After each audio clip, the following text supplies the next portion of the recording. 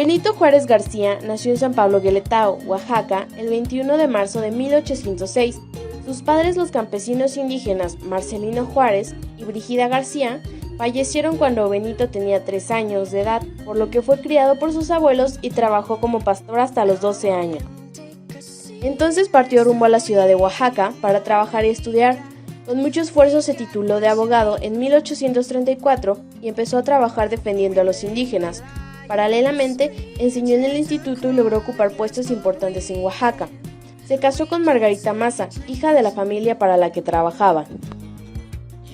En 1858 se convirtió en el presidente de México. Lamentablemente, Benito Juárez sufría problemas cardíacos y respiratorios. En la noche del 18 de julio de 1872, una angina de pecho le quitó la vida. Benito Juárez se esforzó en sus mandatos en llevar a la práctica el ideario liberal, dictando leyes para hacer efectiva la reforma agraria, la libertad de prensa, la separación entre la Iglesia y el Estado y la sumisión del ejército a la autoridad civil.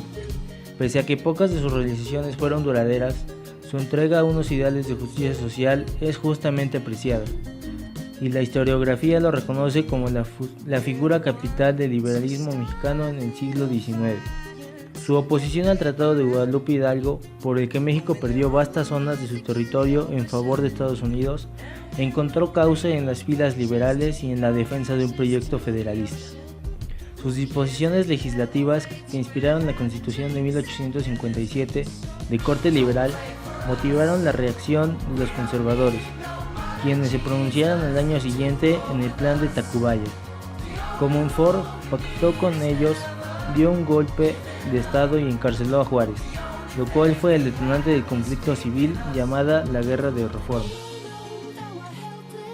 Desde que México se consolidó como una república laica, la educación quedó en manos del Estado y la autonomía de la Iglesia dejó de existir. Gracias a las leyes de reforma, se estableció al fin la separación entre Iglesia y Estado. En ellas contenía la ley de nacionalización de los bienes eclesiásticos, la ley del matrimonio civil, la ley del registro civil y la ley sobre el estado civil de las personas, el decreto que declaraba que cesaba toda intervención del clero en cementerios y campos santos y la prohibición de la asistencia oficial a las funciones de la Iglesia. El 4 de diciembre de 1860 se expidió la Ley sobre Libertad de Cultos. Este conjunto de leyes fueron el inicio de una nueva era en la política, la economía y la cultura. El triunfo de la Revolución de Ayutla en agosto de 1855, que terminó con la última administración santanista, abrió nuevas perspectivas para los liberales mexicanos. Juan Álvarez fue designado presidente interino de la República por una junta de representantes. Álvarez inició en octubre, en Cuernavaca, la formación de un gobierno en el que ocuparon un lugar destacado dos liberales relevantes, Melchor Ocampo y Benito Juárez.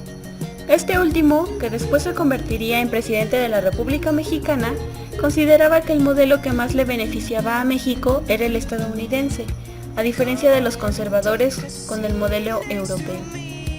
La ideología política de los liberales consistía en el sistema de voto directo, la lucha contra los prestamistas y usureros y que el sistema de gobierno fuera federal.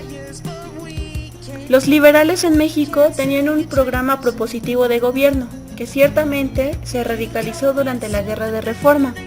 Este se centraba en lograr la separación de la Iglesia y del Estado, la abolición de los fueros militares y que estos acataran el poder civil, así como lograr una desamortización de los bienes pertenecientes a las comunidades religiosas, que después fue extendida a las comunidades indígenas.